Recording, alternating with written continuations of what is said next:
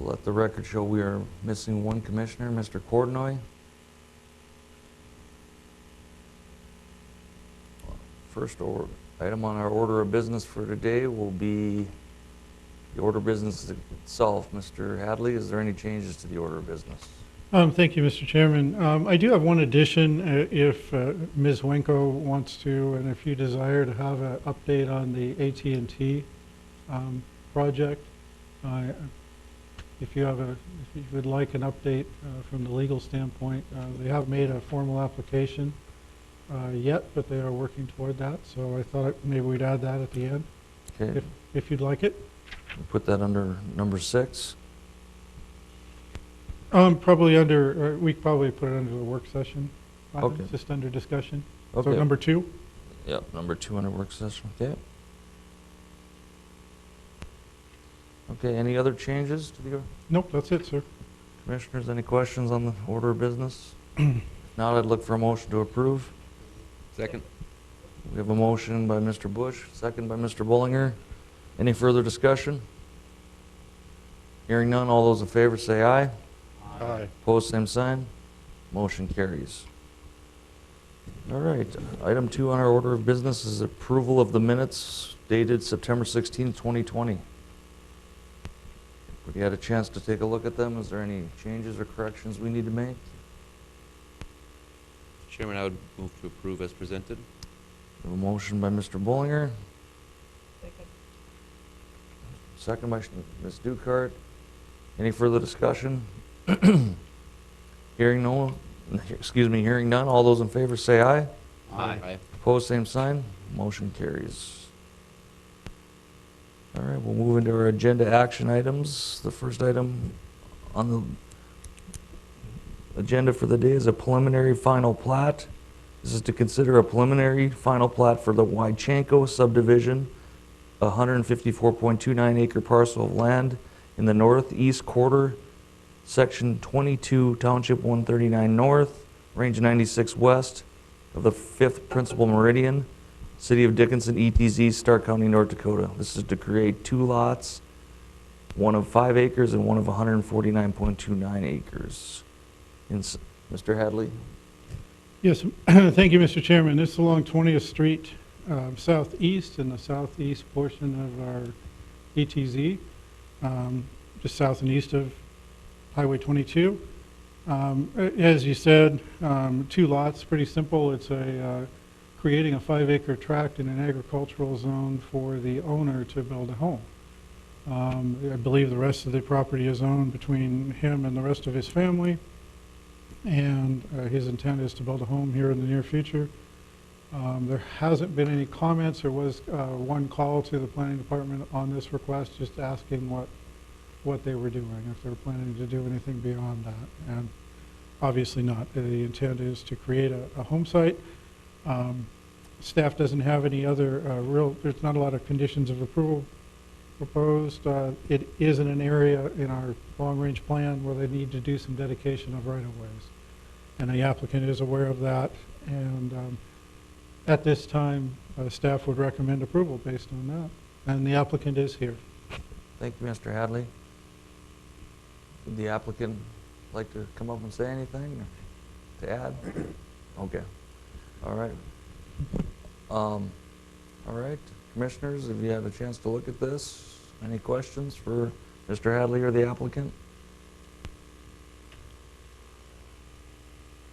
Okay, hearing none, I would look for a motion to approve or deny the application. Mr. Chairman, Oh, we do oh, need to open it up. Sorry. Public hearing, sorry. With that said, we will open the public hearing on this item. This is the preliminary final plat for the Wychanko subdivision. If you are watching online and have any comments, you can call into 701-456-7006.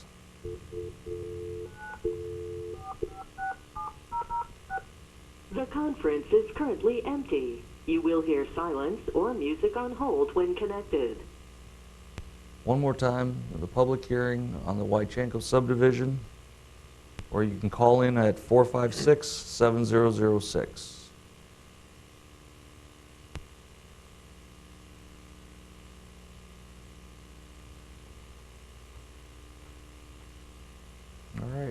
seeing nobody from the public has any comments, we will close the public hearing. Commissioners, now it's back to you. I would make a motion. I move the City of Dickinson Planning and Zoning Commission recommend approval of the proposed Wychanko subdivision preliminary final plat as depicted in Attachment A, meeting all the requirements of the Dickinson Municipal Code and also being in the interest of the public health, safety, and welfare. We have a motion by Mr. Bush. Do we have a second? I'll second. Second by Mr. Frangic. Commissioners, any further discussion or questions? Hearing none, all those in favor say aye. Aye. Opposed, same sign. Motion carries. All right, we will move on to item number 2 on our action items. This is to consider proposed amendments to Article 39.05 of the Dickinson Municipal Code regarding the West Villard Overlay District. Mr. Josephson, looks like you're on deck for that. Thank you, Chairman Friedrich, members of the Planning and Zoning Commission, Steve Josephson. The amendment you have before you, for text amendment to the zoning ordinance, are proposed changes to the West Villard Overlay District. This district was created a number of years ago. There are a number of viable residential structures on both sides of West Villard in areas that are zoned commercial. And the concern was that if something happened, if those houses were destroyed, they would not be able to build back. So the intent of the district was to make those conforming, as long as if it was destroyed, they could build back to that footprint. We've had some discussions with Planning and Zoning Director Hadley, who looked at the downtown overlay district, and the thought was that as the West Villard has a commercial district, why not offer the same kinds of things that people could convert their single-family homes into to allow for certain walkable neighborhoods serving businesses in that area. So what you see here pretty much mirrors what's in the downtown overlay district. And then another thing that's proposed is there was something in there that was inadvertently changed about the build back if something was destroyed, and this just restores that language. So this restores that language. So that's what you have in front of you, and I'm here to answer any questions you may have. Commissioners, any questions?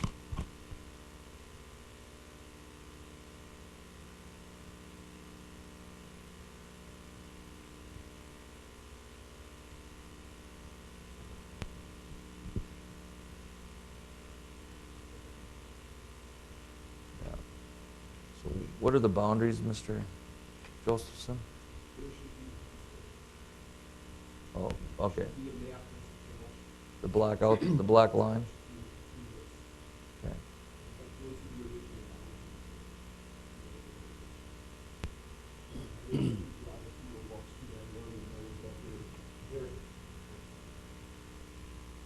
Anyone who walks through that area or drives through that area knows that there are a number of residential structures in that area that are zoned. I believe a lot of them are zoned general commercial. And Mr. Josephson, that borders right to the downtown overlay district on the east side there, correct? Pardon? That borders right up to the downtown overlay district on that east side, correct?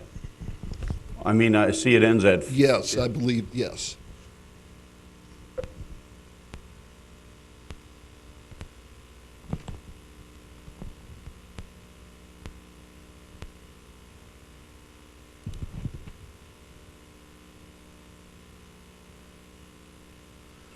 Commissioners, any other concerns? Questions?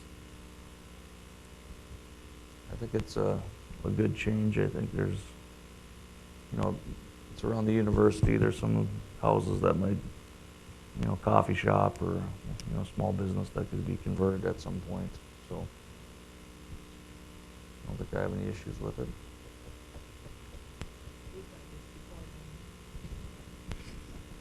different area, different area. This, different area. Yeah, I think that was First and Second Street the last time, right? Right, that was just south of the university. Yeah. Let's not revisit that one. Yes. Yeah.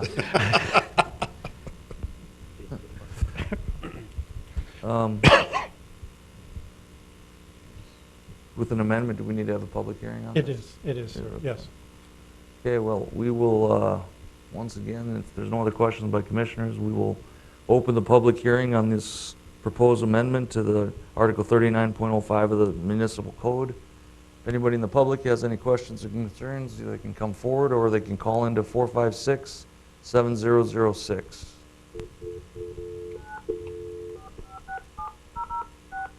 The conference is currently empty. You will hear silence or music on hold when connected. Anyone in the public have any comments or concerns with this text amendment? You can also call in at 456-7006.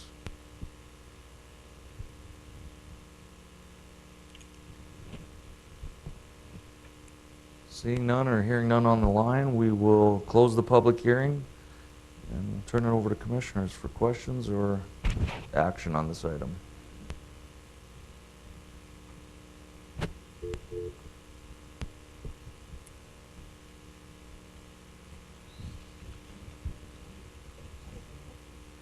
I'll make a motion to approve Article 3905 of the Dickinson Municipal Code regarding the overlay district. Okay, we have a motion by Commissioner Dukart. Do we have a second? Second that, Mr. Chairman. Second by Mr. Karski. Any further discussion? Hearing none, all those in favor say aye. Aye. Opposed, same sign. Motion carries. Okay. We will move on to our next item. This is another amendment. This is to consider proposed amendments to Article 39.02, definitions, Article 39.03, user types, and Article 39.04, zoning district regulations, and Article 39.06, supplemental use regulations of the Dickinson Municipal Code regarding accessory dwelling units. Mr. Josephson. Yes, thank you, Chairman Friedrich, Planning and Zoning Commissioners. This is a proposed amendment to the zoning ordinance that would permit accessory dwelling units on residential properties. This was a workshop item last month. The idea would be that you could either build a separate residence on a residential lot. It's got to be a conforming lot, got to conform with the zoning, and it's got to meet all this development standards of that district. You could either build a separate lot, you could convert a garage, you could build something interior that's a separate structure or add on to your house. I included in one note the examples of that you saw last month at the Planning and Zoning Commission. This is actually accessory dwelling units. This is fairly common practice across the United States. When the comprehensive plan was done, there was a recommendation in the housing chapter for the city to consider this. It's also consistent with best practices identified in the 2015 Vision West North Dakota Regional Plan for Sustainable Development. If you've had a chance to review this, Mr. Hadley and I are here to answer any questions you may have. We have several, Mr. Chairman. I don't think my mic's on. I honestly don't. I don't know what's wrong with it, but anyway. Have it already where you can add on He's going to bring it. structure. Why would we want to do this? Here, Shirley, use that mic. You already can add on to an existing structure if the inspectors approve it. Why would we want to have a separate dwelling? That just might be a preference for somebody to have a separate dwelling, for rental purposes. Yeah, sure, you can add on to the house, but they may want to rent that out. Somebody who maybe is a family member who wants some privacy, or they just want to rent to somebody. So this would allow for that. Yeah, but you're talking about R1 zoning? You could do it in R1 zoning. I would think that they should build in an R2 if they want a rental. It could be in R2 or in R3. And the R1 lots are large enough that you could, are pretty fair size that you could do something like that. The idea here is that let's remember back during the boom, there were problems with housing in this area. I think that had the city had the opportunity to do accessory dwelling units like that, it could have solved part of the problem. And I think we're going to see demand now with an aging boomer population, where people are either going to want to look after their parents or look after or people look after siblings or other relatives and have them close at hand. But this just allows that opportunity. Who's going to enforce this? We always make these policies and then we have no way to enforce it. I mean, who are you going to send to check to make sure it's a relative? They're going to have to this is a permitted use, so in order to build onto this, they're going to have to come through the building permit process. So they have a family member in for a month or two, family member passes away or moves away, and then what? They could rent it to somebody else. The restriction is that the property owner has to live on the property. The property owner has to, you couldn't take both units and rent them out. You couldn't take the primary structure and the accessory structure and rent them both out. The property owner has to live on the property. And as part of the permitting process, they have to show the documentation. They have to record documentation saying that they're not going to separate this out. Well, I'm not going to approve that, because I think if you want to rent a property, you should own a rental property and not, I don't want a neighbor next door to me putting up a structure in his backyard and renting it. I mean, I live in an R1. I want it to remain as an R1. I can talk from personal experience, and this is back when I lived in Sebring, Florida, and I moved there and I needed a place to live, and they took their garage. It was a fairly large lot.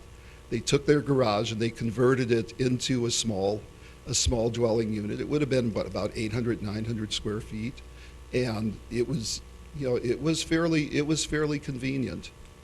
There were really no issues, issues with that.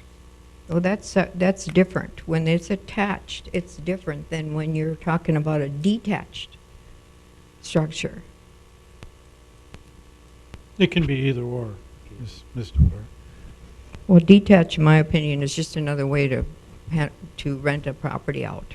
I mean, to make some money renting. So if you want to do that, then you should be going into an R2 zone. Realize though, obviously you're aware that, I can buy a home and the whole intent is in an R1 district, it could be your neighbor.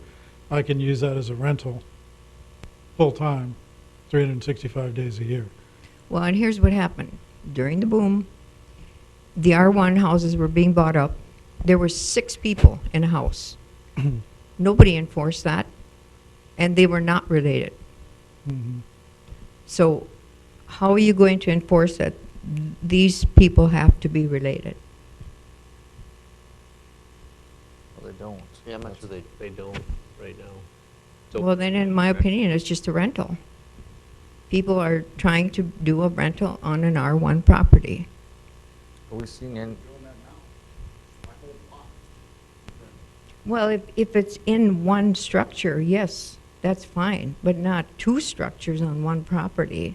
Well, in this one, it defines that the owner has to occupy one of them, whether it be the accessory, or the primary.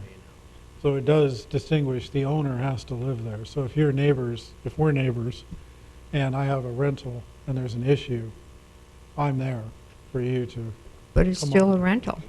contact. But it could just be a rental, as President Decker just said. I mean, it could just be a rental where you would have absolutely no contact with the owner. The owner could be in California.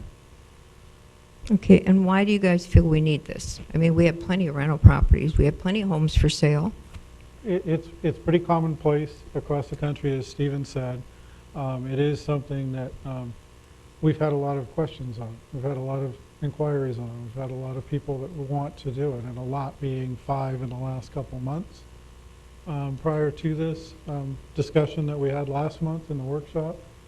And that's why we brought it forward, because at the time, when we were talking about it, that's the direction was, the consensus of the group here was wanting to entertain it and move it forward. So that's why we're here today. Well, I don't think so. I didn't even know what it meant until I studied it, and I'm going like, well, you can add on to a home right now. What do we need to change? Mr. Hadley, would you say those inquiries have mostly been regarding, I'm getting feedback here, but mostly regarding relative moving in, or is it a rental situation? Most of the people that I've talked to are relatives. And my next question, how about parking? If we're adding is that going to affect parking in any way? It does. Stephen can address that, but it does require additional off-street parking. So, I mean, similar to any of the other uses that we allow in any zone, we typically tag it with parking requirements that mean that, okay, if you have another unit on site, you have to have another 2 spaces. If you don't have those spaces, then you can't do it. It wouldn't move through the process.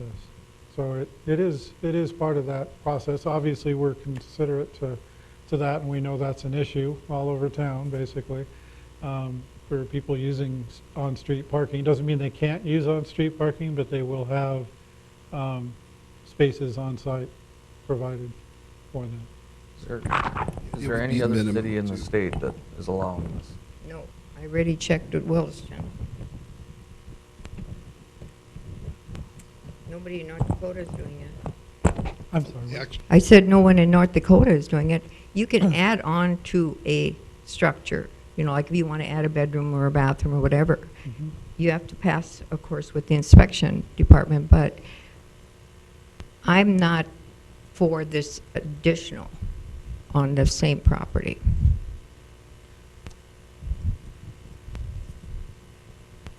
just to let you know that Stark County recently approved an accessory dwelling unit ordinance, and I know that both Morton County and Dunn County also have those in their ordinances. But those are 1 to 5 acre to 10 acre lots. That's a whole different thing than a 10,000 square foot lot or 7,000 or 15,000 square foot lot to have 2 dwellings on it. Yeah, well, That's my point. what kind of lot size would you, I mean, what kind of coverage are you allowing on a single family lot? It would have to stay within whatever the maximum coverage is. I want to hear from Leonard. What's your opinion?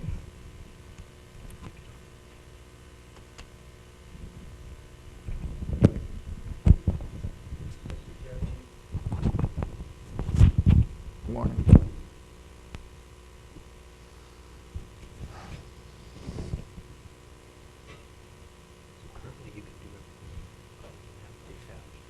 Yeah, I think Here.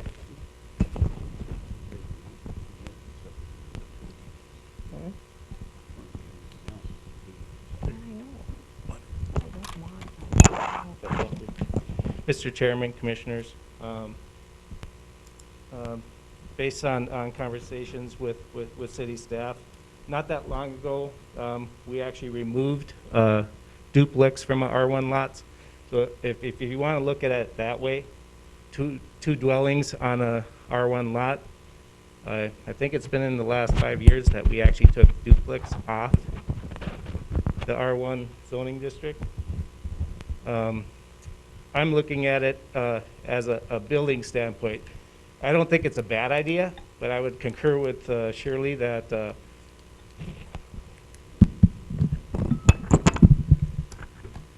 R2, R3 would be better served because those multifamily uses are allowed in those zoning districts. We have addressed more than 4 unrelated individuals living in a single-family home. It's a code process. There is that process to address those issues. It is problematic to try and enforce those things. If again, I concur with Shirley as far as if you want to add a suite onto an existing structure and it meets all our percentages for lot coverage, you can do those things. You can add another kitchen into your primary dwelling, so long that you still meet the definition of a single-family dwelling. Adding a separate accessory structure separate from the primary, by adding on to the house, you become single-family attached. By definition, we took the word duplex out because duplex doesn't exist in the building code environment. It's called single-family attached. If you look at our ordinances, it starts, single-family attached starts at R2 and R3 zones. The separation between those units, to take an existing structure, I would say almost nearly impossible to create that separation per the building code. That means separate ventilation if you have a forced air system, air conditioning, and the fire rating. On detached structures in the city of Dickinson, you can have a detached structure today at 3 feet from a property line. If you convert that into a living dwelling, our setback is 6 feet. So we're kind of, our code kind of almost states that, hey, it can't be done, or it's going to be really expensive to do it. Most detached structures are a floating slab, thickened edge. Our code mandates if you're putting water or sewer in there, you need a 4-foot frost wall. I'm not sure how you convert a detached structure. Well, I know how you would do it, but it'd be really expensive. Access to the backyard, just, again, I don't think it's a bad idea, but if somebody's going to care for their loved ones, they're doing it within the existing structure. And the code allows that addition. I mean, it would require a separate sewer and water line, correct? I mean, you couldn't tie into the other. Correct. That, actually, the cost of that, you could tie into the existing because it is one lot. I mean, is it possible to do that? That's the next thing. Are you digging up your driveway to make that connection? You're digging underneath your foundation to add that water service line? You know, the feasibility of it is the next thing. I don't believe it to be feasible. It's kind of compares, when I'm thinking about it, is like these half-lot properties that we're trying to get rid of. Well, and I guess years ago, and we just had a property that demoed the other half. They had a sewer going underneath the house that was on the front of the property. That house kept backing up from the use of the back one. And unfortunately, the lots were sold off prior. Our system now, you cannot do that. So you can't, and I believe the ordinance that's presented, you would not be able to split off that lot to create that situation. My concern is that people are gonna buy these tiny houses and back them in their backyard and hook them up to a water line and say that's their accessory structure. Yes. It's a possibility. It would be different if we were a big city and we had a housing shortage, but we do not. And I think if we already have it in place where you can add on for your family, great. And for the record, no one has actually contacted the building department for this type of use. During the boom, people wanted to rent their garage out for rental, so that would be the only thing that would be comparable. We've had people laying sewer pipe on top of the ground, running a hose out to the garage, and obviously we stopped that practice. But that's a little extreme, but it was for the purpose of just some rental income. Thank you. Anything else? Leonard, based on the requirements here as far as lot coverage, so how many lots do you think in Dickinson would feasibly even be able to have this happen on them? It's got to be a slim amount. Well, based on just using state addition for an example, you have larger homes. Some have some pretty nice detached structures. I think the percentages are close to 40%, but if you convert an existing garage that's on the primary structure, which this ordinance would allow, taking that garage space and convert it to for rental space.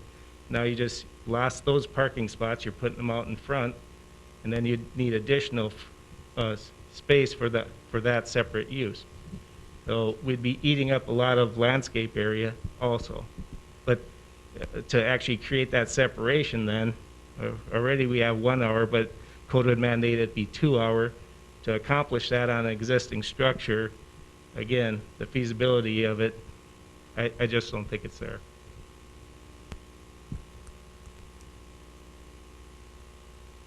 I can add, and I don't disagree with Mr. Schwindt in the fact that it might be not as cost effective, but we're not really looking at making it cost effective. We're allowing that use. If you have an accessory structure, what you can do is put an addition to the accessory structure that meets the code with your foundation, frost wall, whatnot, and make that work. If you can provide if you have enough coverage left over, if you can meet the setbacks, if you can do all the other stuff. I will share with you, I worked in a resort city with 4,500 square foot lots that could do this. So we have 1,000 lots available in the city of Dickinson. This is an opportunity, not necessarily a cost-effective one in all cases, but it is an opportunity for the residents to build a home, maybe do it up front, maybe plan it ahead, build it up front. Not necessarily going to work for where all we live in our particular locations, and we're not saying we're going to get 100 of these because they may not work. They may not be financially feasible. They may not fit our requirements for coverage and setbacks and all of that. We do have a relatively high height limitation on structures, more so than other places I've worked, and so that gives us also an opportunity to go up. So that a lot of those in resort type areas, they're second, third story apartment type thing. Just to clarify, adding on to an accessory structure with a frost wall would be a violation to our code because the accessory structure does not have the frost wall. So you add on to an accessory structure, you would have to be at our 6-foot setback, plus anything that's connected has to have the same foundation. Otherwise, you would have shifting. You'd have heated space and unheated space. If you have heated space, you're with a frost wall. You have plumbing in it, you have a frost wall. Well, and I agree with that, but I'm thinking we have a number of places in town where we have covered breezeways that connect those types of different structures that I think that is allowed. I'm not saying wall to wall. I'm saying a connection that's reasonable that can be utilized by that unit.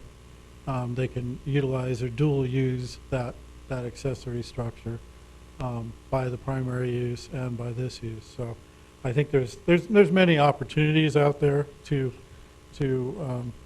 Stephen provided a few options. I mean, there's 100 different ways you can do this, and it all depends on your lot.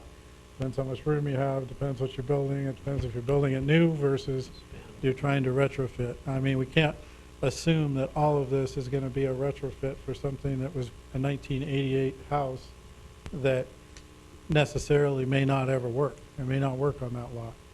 But a 2020 house, it would work. Well, I think if you're building new, then you'd want to build in a separate area. Maybe we ought to rezone some of these 1,000 lots in an area where they can put up this structure. Then it would be totally different than trying to put them into existing. Mm-hmm. I agree, and we're not saying that we know exactly where all of these. I can't point to this map, or I guess it'd be that map, and show you the exact lots today where this could happen. It would be a case by case, just like everything else we do. You know, I think Stephen has this as a permitted use. You know, the other option is you can make it a special use. So then everybody, all your neighbors within 300 feet get noticed, and And that's pretty standard too. They're either permitted or they're special use permits or conditional use permits throughout the country. This just is an opportunity to provide some affordable housing as well, not just family care housing, some affordable housing to community members as well. I'm So- not in favor of special use permits either. They're not what I would recommend as a first choice either. One additional comment, we're not there right now. Some of you may have remembered, maybe Mr. Decker, Jason, the idea that we actually have a rental program. With that in place, as far as enforcement, having a category where people actually register these type of rental units, that'd be an enforcement tool. If this is to move forward, I think we'd almost should develop that so we actually have some enforcement tools to have. We don't have that right now. Whether or not that's, again, it's a staff issue. We talked about our code enforcement position. That could be something that we could add on to that.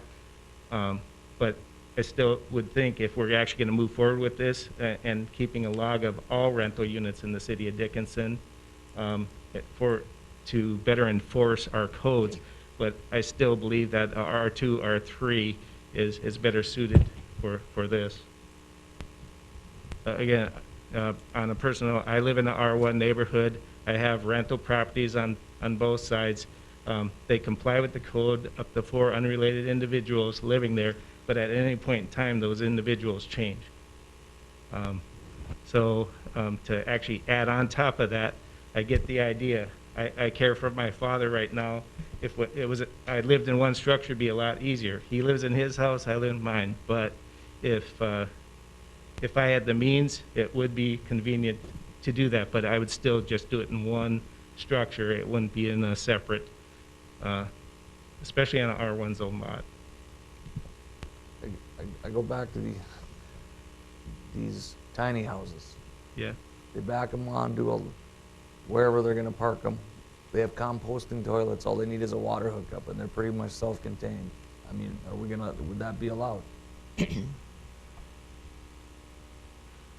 hope I mean, they don't need a sewer line, because they have a composting toilet, most of them. All they would need is water.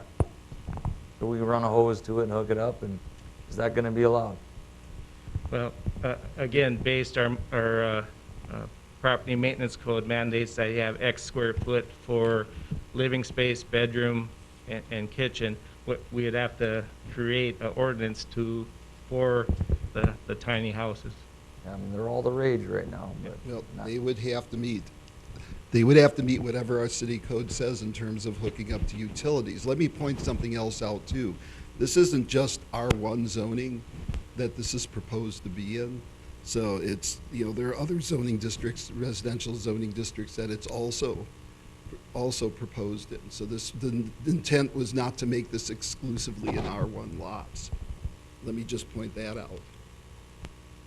And additionally, I mean, to Mr. Schwent's comment, and I appreciate it, is that he lives between 2 rentals. If he has a problem with one of the rentals, he has to go try to find the owner. In this scenario, he could go knock on the door to one of the units, whichever one it might be, that the owner would be living in, and get the problem resolved. And it almost seems like, I mean, if we want to move forward with this, I mean, a special use permit, how we do others, like the doggy daycare and some of the other things that we deal with in special use permits, they are reviewed annually. And so they can prove annually the that point. the owner still resides there. Still It's- haven't got an answer to my question. Yeah, the point I'm trying to get across here is I don't like 2 structures on one property. If you want to do this, add on to the existing or build where you can have 2, where you can have people living with you. Well, that's why we brought this forward, because that was our discussion. Yeah, but you're pushing 2 structures. You're talking about adding another structure on the same lot. I don't care if the property owner lives in the little one or the big one. It's still two properties on one lot. Individually owned units. They can't be separately owned. They can't split it and make one a condo, or they can't split the lot. It's written into what Stephen has there that that can never be a separate ownership. It's always going to be a single ownership. Why don't they just build a twin home or a duplex, and then they have them right beside them? You know? I'm not going for it, whatever. All right. Commissioners, any other questions for Mr. Schwint before he steps back?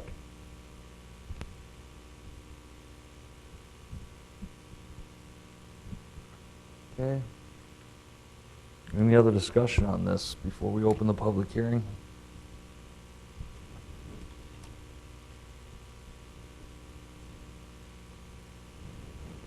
Hearing none, we will now open the public hearing to consider the proposed amendments to Articles 39.02, 30.03, 04, and 06 regarding accessory dwelling units. Anyone in the public? You can also call in at 456-7006.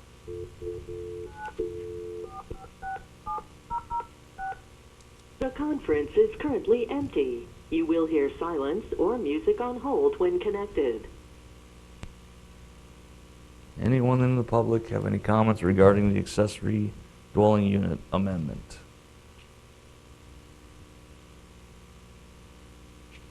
Mr. Schwint? Mr. Chairman, Commissioners, Leonard Schwint, different hat, private citizen right now. In the R1 district, I'm opposed to this. R1 districts, by definition, single family, low density. And that's all I have to say. Okay, thank you. That's what I'm trying to get across here. All right. Thank you, Mr. Schwint. Any questions? All right. One more time, anybody else in the public that has any comments regarding this amendment, please step forward or call 456-7006.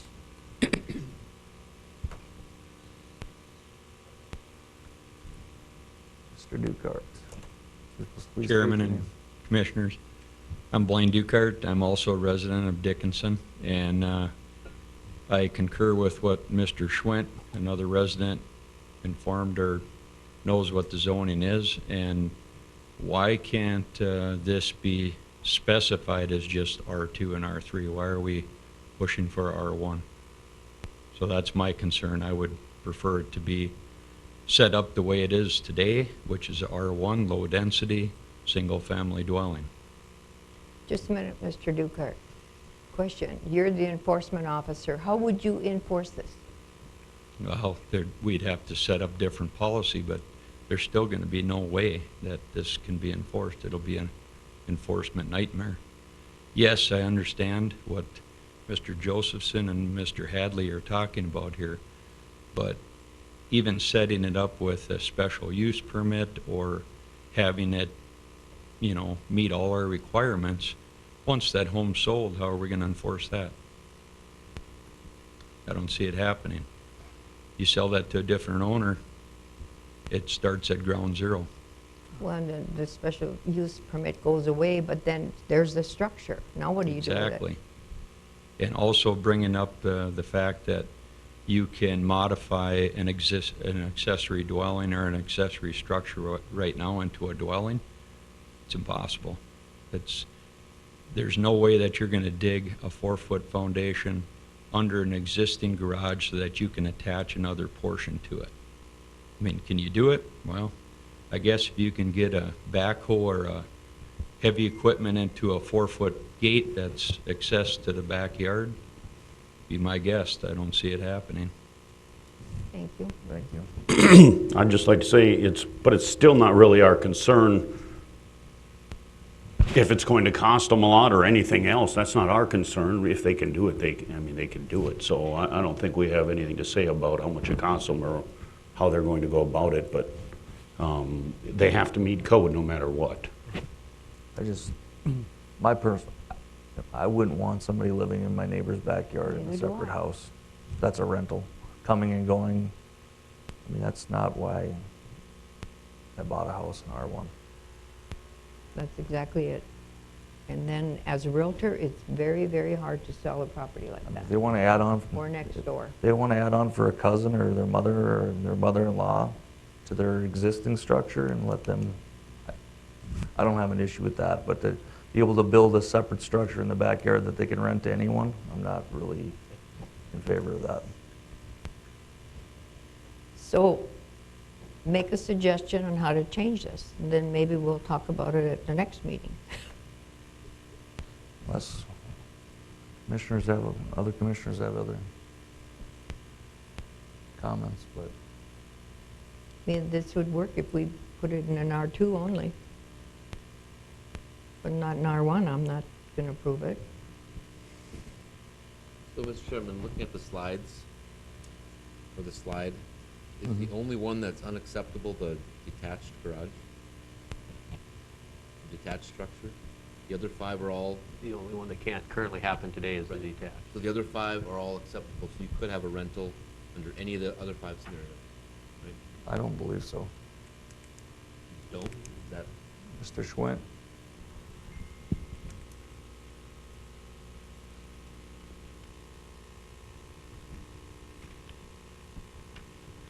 Currently, you cannot rent out space in a single-family house. okay. Mr. Schwinn, sorry, one more question. You're the expert here. So none of those 6 scenarios on those photos are on that diagram is allowed right now. Unless the firewall is the dividing wall? Well, if first of all, single-family, it would become single-family attached, which is not allowed in R1, which essentially would be a duplex, which is not allowed in R1. We're creating 2 structures now. So that's where the building code comes in if you're going to create another dwelling within the primary. That's where that you'd have to create a 2-hour wall, which on an existing structure with heating, cooling, especially with forced air, newer homes, not sure of how many put a boiler in unless it's supplemental for floor heat. But most homes today have forced air heat. You'd need a separate heating system. So to accomplish all that within the existing structure, I mean, is it doable? Yeah, but it'd be a code nightmare. But do they have to be separated, Leonard? Because you can have a house and call it a rental and have 4 unrelated parties. Isn't that basically what Well, this represents? the whole structure, by definition, family is up to 4 unrelated people. You use the house, everyone uses all the space in the house. You cannot separate portions of your house and say, put another kitchen in and, hey, you got the downstairs, I have the upstairs. That would be a violation of the code. Okay. What that's saying? But just to Of course it is. clarify where we are, and one of the reasons that we're actually talking about this, Mr. Schwinn, we believe we have countless numbers of homes that have basements, Renting. sides, portions of the structure that have been divided and different people living in them, which is hard to enforce, I understand. But right now, there's absolutely no mechanism except unless someone complains or unless someone comes in for a building permit to you, and then you have the opportunity to go and look at it. I've encountered a handful of them myself. I think there's one over by DSU right now that we keep going around and around with Attorney Winko.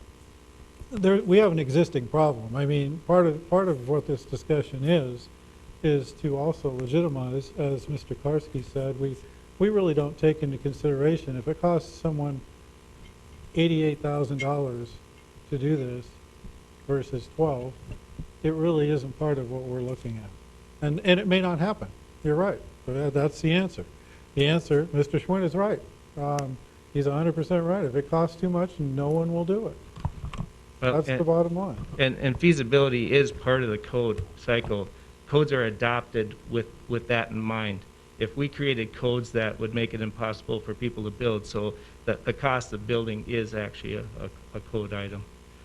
But as far as we have our ordinance are set up to address people that are converting single-family homes into rental properties. Our staff does go on consolidated, people renting out rooms. We address those issues. People that are advertising and converting their homes into living dwellings. We look into those. So we do address them. We just don't throw our hands up in the air.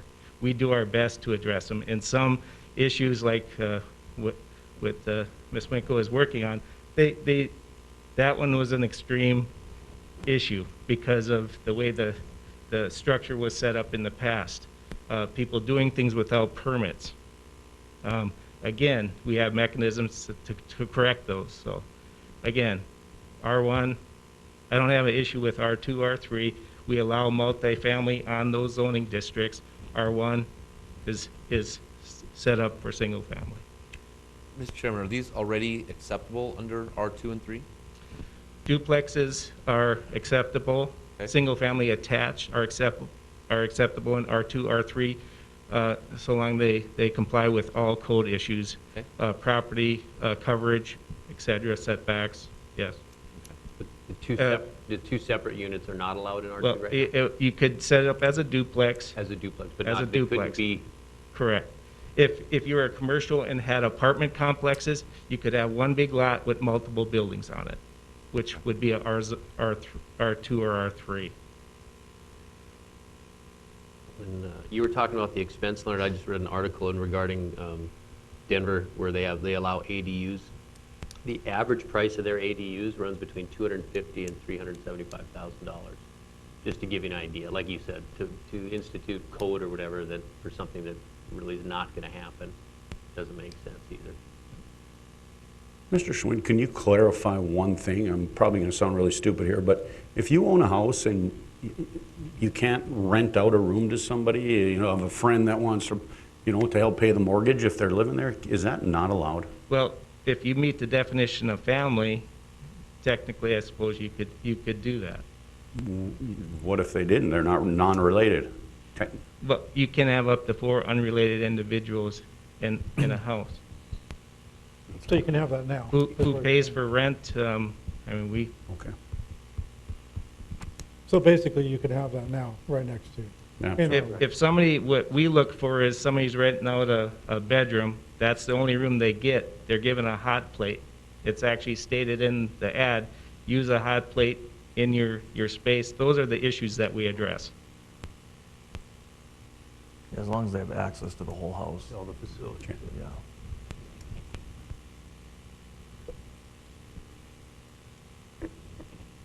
Well, commissioners, did I close the public hearing? We will, if I haven't, Yeah, I think you did. okay. Commissioners, what's your wishes? Mr. Chairman, I think I'd like to make a motion, if that's okay at this time, Sure. to deny the proposed amendments to Article 39.02, definitions, Article 3903 and 3904. Second. And 06, I'm assuming, Mr. Karski. I didn't read that far, but yes, 06 also. Okay. The question I have for commissioners is the primary concern over this being permitted in R1 zoning? Is that the primary concern? Yes. That's what it sounds like. Well, you know, the thing we could always do is staff could always take it back and possibly amend this and bring it back, rather than go through the process of denial. You know, we can always take this and bring it back to you at a later date. Mr. Josephson, would you like it tabled at this time? Is that what you're thinking? Well, That's what my let me thinking is. jump in. Okay, I'll let, Let me ask Attorney Wenko a question. We have an amendment on the table, and it includes R1, R2, R3. I believe they could make a motion accepting and allowing this in all zones except for R1 based on our advertisement because it's less than what we were proposing. Tell me if I'm wrong or right. Mr. Hadley, I would agree with you. So if the consensus of the board is everything is permittable except in R1, then the motion would be to adopt the proposed amendments with the amendment of removing R1, and then that adoption would move forward for the next reading. Would you like me to modify my motion then, Mr. Chairman? Yeah, if you're agreeable to that, you can change your motion. I would like to propose the same motion with the exception of R1 in there, if we can include that. Okay, Ms. Stuker, would you second that still? Well, just a minute, we denied it. So Right. you'd be making a motion to approve it excluding R1, I believe. Thank you, everybody. I would like to make a motion to approve that with the exclusion of R1 in there. Okay, Okay, now I'll second it. okay. Okay, so we have a motion to approve the amendment with the exclusion of this being allowed in an R1 zone. We have a motion and a second. Is there any further discussion? Just a quick question. Did we have a second on the first one? I did, Okay, and then I seconded. So procedurally, Mr. Karski, you're going to have to make a motion to rescind your prior motion, and then I'll let's second it. second that, and then let's do another round of Motioning Mr. again? Karski's motion. Okay, Mr. Karski, so would you like to rescind your original I would like motion? to make a motion to rescind my initial motion. I'll Okay. second it. So we have a motion and a second to rescind the denial of this amendment. Any further discussion? All those in favor of that, say aye. Aye.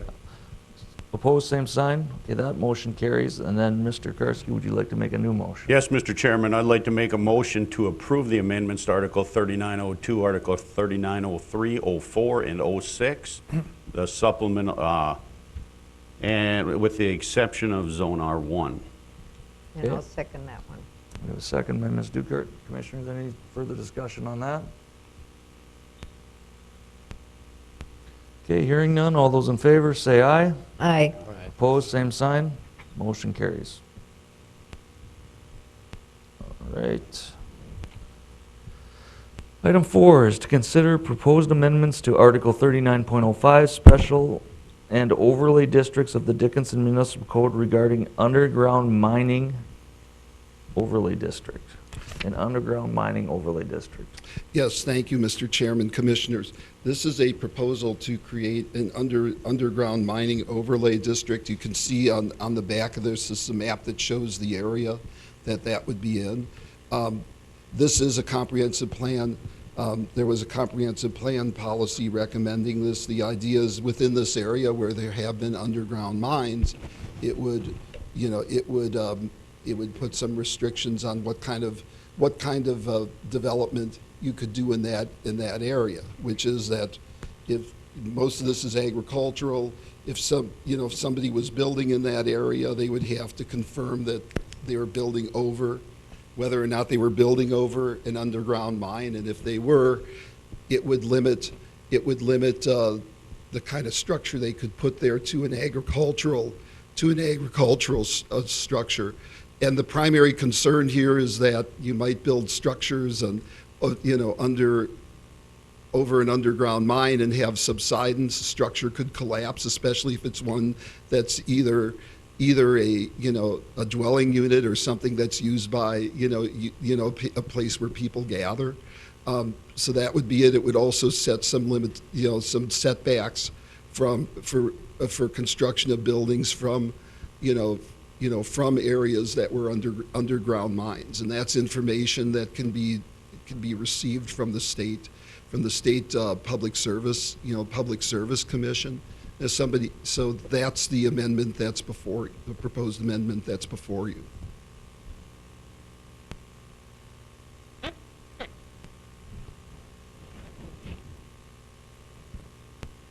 Mr. Josephson, what's currently approved in those areas?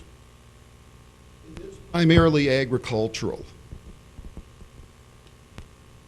So you're not going to see a lot of development right now, but in the future, So if they wanted to put up a big machine shed currently, they could do that? they could do that. Yes. Well, they could do that as long as it's a permitted use in agriculture. And then they risk. There's nothing that says that they'd have to check it out to make sure that there isn't going to be subsidence from it. These areas that we're showing here, are they all reclaimed? I don't know that they're all reclaimed. They're all in the extraterritorial zone. I don't know that they're all necessarily reclaimed. These mines are, I mean, this was strip mining, correct? It wasn't. They were underground. They're underground mines there.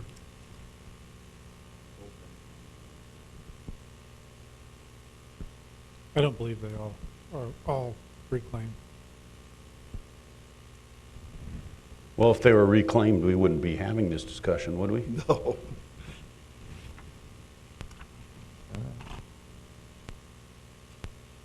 I think the amount of information available is pretty limited, and so it's just information that's out there that we can use to possibly help people if they're looking to purchase property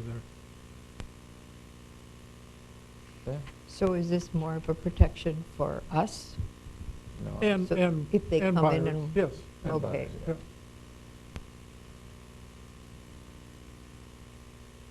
All right. Well, any other questions for Mr. Hadley or Mr. Josephson? If not, we'll open the public hearing on this.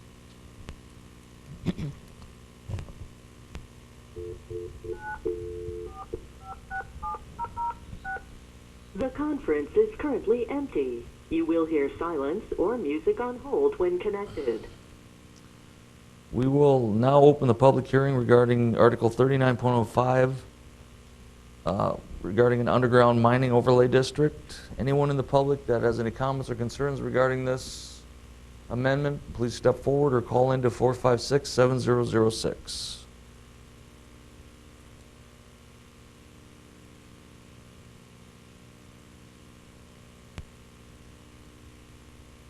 Anyone in the public or on the phone? Hearing none, we will close the public hearing. Commissioners?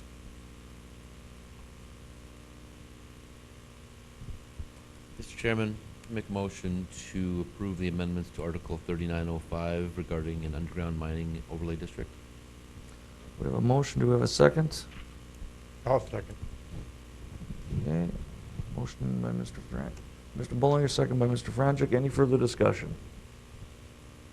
I just want to comment, I know towards that 38th Street between the railroad tracks, we had a pretty good sinkhole there in the county right away, I think 2 summers ago. So there is some issues there. I think it's a good idea. Okay. All right. Any other comments?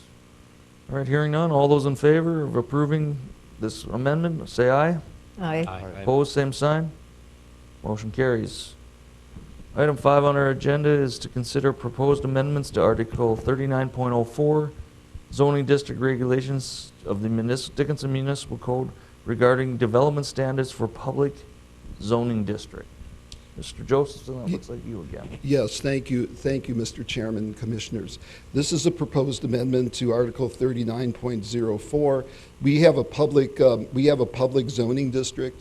The purpose is which those are areas where you would build. It limits the uses primarily to governmental structures. There are currently no development standards in that district right now. We looked at some examples and found one in Bend, Oregon, where it would require setbacks if the public zoning district is adjacent to residential zoning district, then the setbacks would be similar to that, and it's meant to provide some protection from the residential zoning and residential development in that area. So you couldn't build a public building right up to the property, right up to the property line. It also has in terms of placing off-street parking and areas where you would work on stuff would be placed in an area where it couldn't be seen, seen from that residential development. So that's essentially the purpose of these development standards is when building a new municipal building or governmental building or whatever, that it be sensitive to the existing residential development in the area, in the adjacent area. Okay. Any questions, commissioners, on this?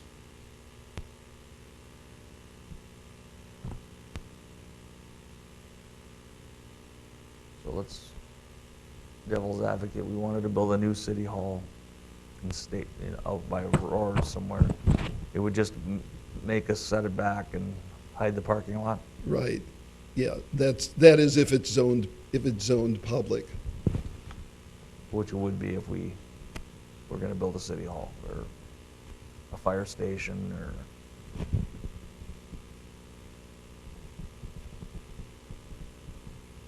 Anyone have any concerns on this or questions? I don't have anything else really. Okay, if not, I will open the public hearing regarding the proposed amendments to 39.04 regarding public zoning district development standards. Anyone in the public, please step forward or call into 456-7006. The conference is currently empty. You will hear silence or music on hold when connected. Anyone in the public or online that has any questions, please, or concerns on this amendment, please call in to 456-7006.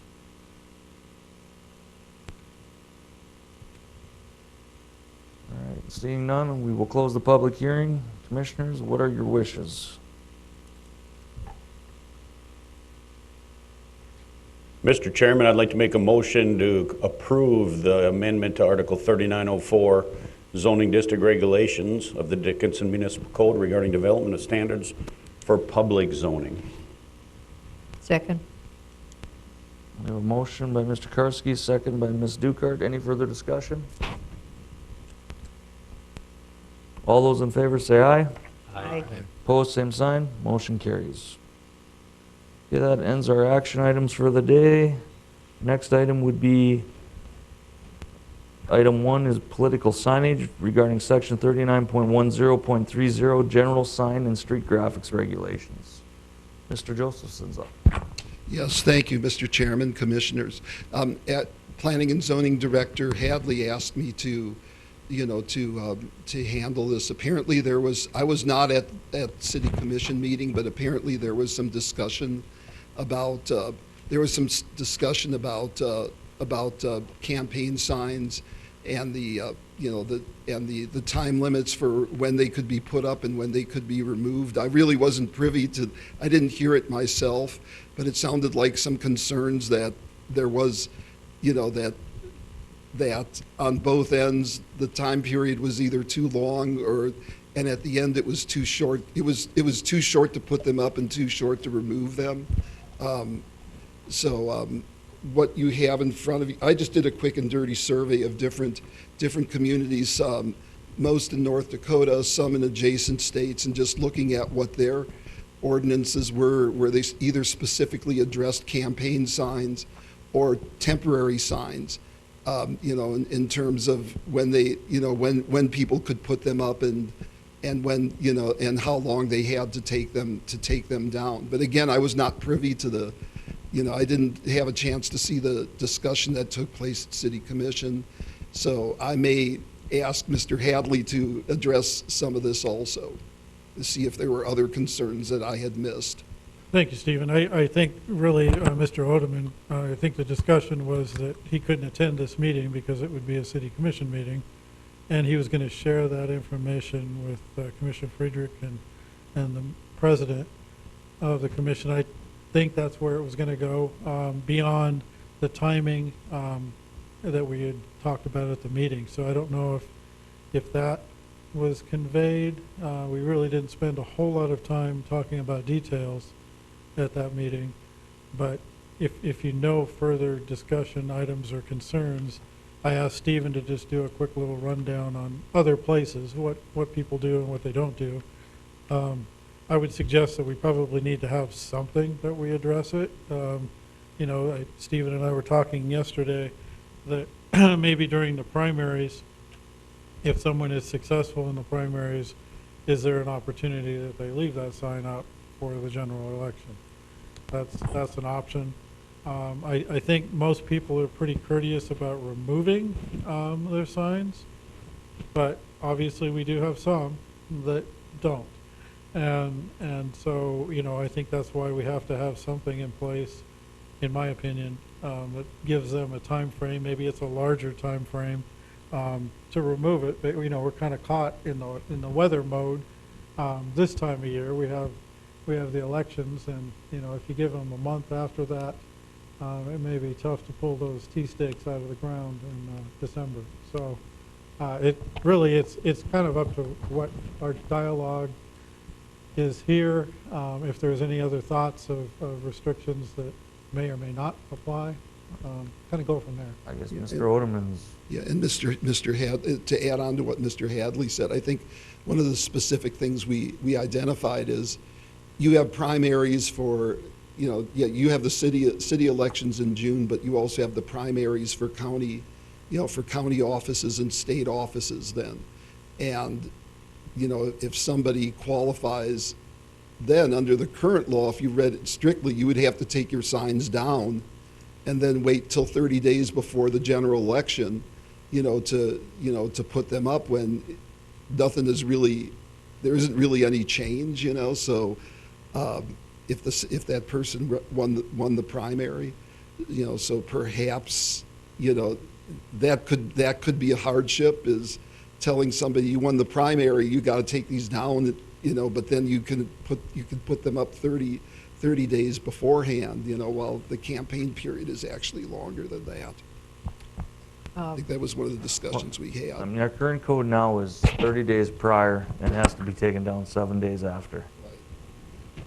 I think, why would a lawn owner, property owner, want that sign up for 5 months, 4 to 5 months, Okay, you can put your sign up, but when the primary is in June and then you don't have elections till November, I wouldn't want their sign in my yard until. I mean, this is really going to only affect, Public? well, it's county and state and federal elections, and it's not going to affect city elections because we do ours at the primary. So do we want to allow them to put it up prior to 30 days? I mean, that's the question. Is 30 days enough, or is 60 days prior enough? 60 or 90 there. That's why, you can I see mean, a in week- this, you can see in the thing that we sent, that we put on OneNote, you can see the different, how Yeah. different cities handle.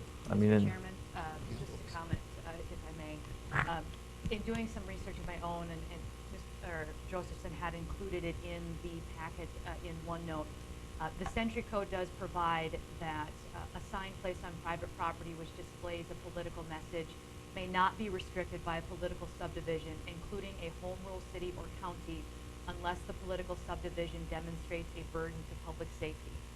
So if you apply that standard, in looking at it, it may be possible that the city could not even regulate that, which is why I believe you look at the city of Fargo, they don't regulate it. The city of West Fargo doesn't regulate it.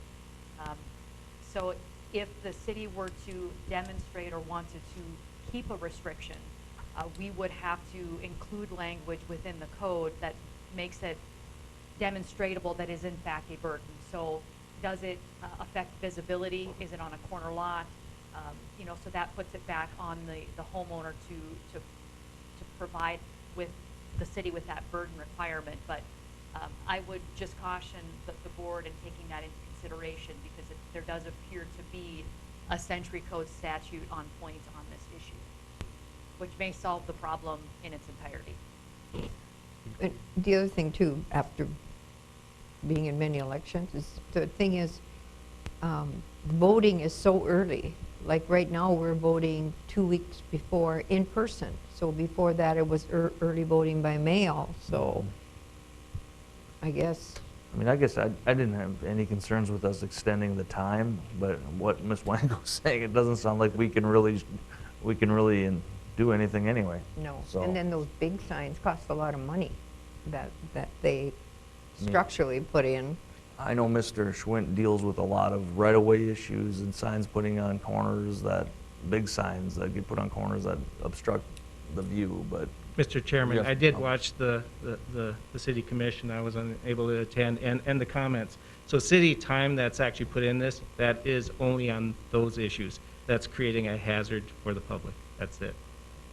So we would want to make it very explicit. I think Yep. the way it's drafted in the code currently, there's some ambiguity. So, for example, the city of Mandan, political signs shall follow the North Dakota Century Code regulations. Could be something as simple as that.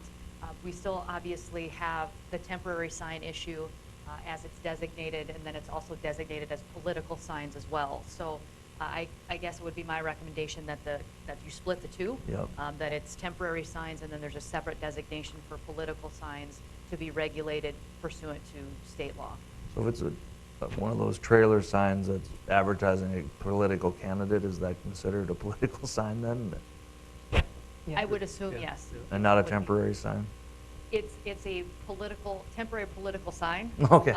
So we would be creative in that regard, but I think that the intent of the statute is to not inhibit or limit a citizen's right to politically engage in campaigning or supporting a candidate. So obviously with limitations, even in that situation, Chairman Frederick, if that sign is in the middle of a lot or it affects visibility or there's issues with it being in the right-of-way, it still could have to be removed, and if it doesn't meet regulation. Okay. And where does that fall again, on the enforcement officer? Yeah. They have to call or go pull the sign out if it's in the right of ways, I think what they've done in the past, so, but. Well, they used to have this crazy code where we had to have them off by midnight the day before The election. yeah, I remember So that. we were all running around pulling our signs at, between 10 and 12. Yeah. So, I mean, I think that we would probably just instruct staff Go with and the state code. Ms. Wenko to follow state code, and maybe split the temporary and political out, so we can just clean that language up a little bit. What do you If think? everybody's okay with that? Dean, you're the only one out there with a sign. Car chief who has his up from the park board. I know there was some questions on the primary. A couple of my signs got pulled that were in, actually, I was concerned they weren't really road ends, but I guess they discussed that, and I guess it'd be more clear for them to enforce, I guess, if they knew what exactly to do with it, where they need to be. Yeah. Okay, I think that solves that issue. Staff can work on that and bring that back for another meeting. And then item 2 on our work session would be just an AT&T update on the antennas on the not Paragon, Ivanhoe building. If Mr. Hadley would like to go first as far as the application process, I'll follow it up with the criminal portion of it. Okay. Sounds good, Ms. Winkle. They have been moving forward on the process of working with the property owner, finally, figuring out a plan for what it's going to look like, how it's going to work. They did mention, and I don't know the specifics on it, they are going to come in with two requests. And so it's almost like an upgrade of that system. And I have to guess that it might be a 5G issue. Don't know anything about it, but just going to say that has come up in the last few weeks. They are targeting an application in for November 6th, I believe, which would put them on December. That's the scope that I know of right now. Haven't heard anything from the property owner lately, which is probably a good thing, and that I believe that they are actually talking. That's all I know. Okay. Ms. Wenko? Yes, Commissioner Frederick, Chairman Frederick, I have submitted the complaint to the municipal judge for consideration and filing. Judge Keough has some questions on how the code is worded with regard to the penalty sections, so we addressed that, looking at that. That was filed last week, or the week before, I believe. So we're just working out those minor details with the judge, and then it will be submitted for final filing. And at that point, we have had discussions with the legal representation that's representing AT&T to expedite the service process. They are aware that it's coming, that it will happen. So it's just a matter of the judge signing all of the paperwork and proceeding at that point. And there's some code issues with our municipal code with the antennas even being on the front, extruding on the front, is my understanding. There's probably a better question to ask Mr. Schwint. I know there's been continued dialogue between staff about encroachment issues with that antenna, and I believe Ms. Marshak and Mr. Schwint were kind of working through those.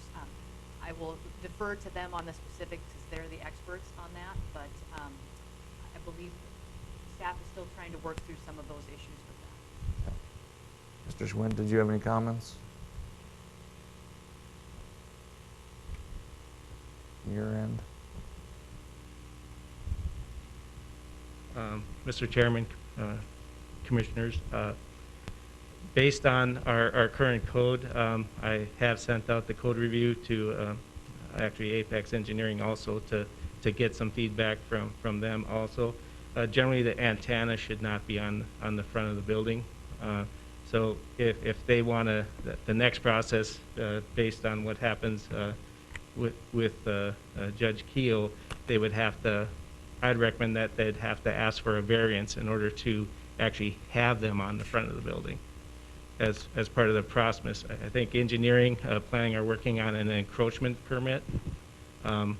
The encroachment permit, the way I read it, and with Assistant Engineer Marshak reads it as, that would be allowed uses that already state in our code what can actually project into that right of way. That's what that permit would be for. Generally, right now, if a building permit is needed, where they should have got a building permit for these structures that are attached onto this building based on the engineer designed for our wind and snow loads. That's why they would have needed a building permit in the first place, which they never acquired. So our code states, based on a square footage, you can't have them on the front of the building. They exceed the square footage of antenna on the front of the building, besides the encroachment. So we have two issues, the encroachment and then another municipal code issue. Which they'd have to ask for a variance for that, And that would go through Board of Adjustment. Board of Adjustment. Well, let's clarify a little bit. You can't give a variance in the public right-of-way. Assistant Engineer Marshak has issued an encroachment permit into the public right-of-way. There is no front yard in the downtown district, so that discussion is a moot point from the standpoint of when they're permitted to extend into the public right-of-way. That's not the front yard. The front yard is a setback requirement of whatever zone you're in for an extension into that, and that's what the Board of Adjustment would hear, that we don't have that in this case. This particular case is those antennas stick in the public right-of-way, and they've been permitted by engineering, and they do have that permit in hand. Actually, So- that's where staff will have to work it out, and definitions given to Attorney Winkle here. 0 is a setback. The front yard here is 0. It still is the front yard and 0. That's the clarification that Apex Engineering has given staff. So my question is, are they trying to solve the problem or not?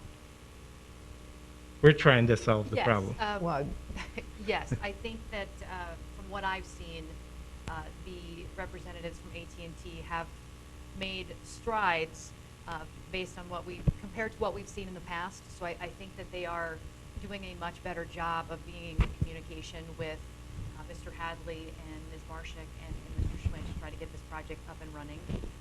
I think that there's still some clarification issues with all of us as to what specific requirements they will have to meet. And then, of course, we just want to make sure as city staff that we give them the appropriate direction so that we don't have any issues when they come back next time around. So that will be something that between myself, Mr. Hadley, Mr. Schwint, Ms. Marshak, and Mr. Schneider, we will hone in on here shortly so that we can finalize that. And I'm not sure when they plan on coming before us again, but maybe November, I'm not sure. But I will say that I think they are making efforts more than what we've seen in the past. good. It's been a year now. And I remember the 42 emails. What a waste of time. Agreed. Okay. Anything else, Mr. Hadley? That's all. Thank you. That finishes our agenda, so, well, I guess any items on the agenda, any items that are not on the agenda that anyone would like to discuss, commissioners? No, I would just like to tell the public, please vote. Voting is open at Prairie Hills Mall right now. Takes like 5 or 6 minutes. It's important. If you don't know the candidates, study them. All right, Ms. Dukert, thank you. Anyone else? Okay. Public issues of city concern not on the agenda. Anyone in the public have any issues? We'll open the phone call one more time here. There is currently one person in the conference. Hello? This is the Planning and Zoning Commission. Did you have any comments?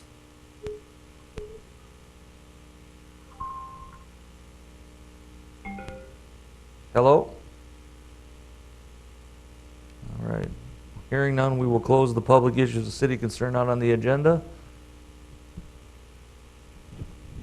Next item would be a motion to adjourn, if anybody would like to entertain that.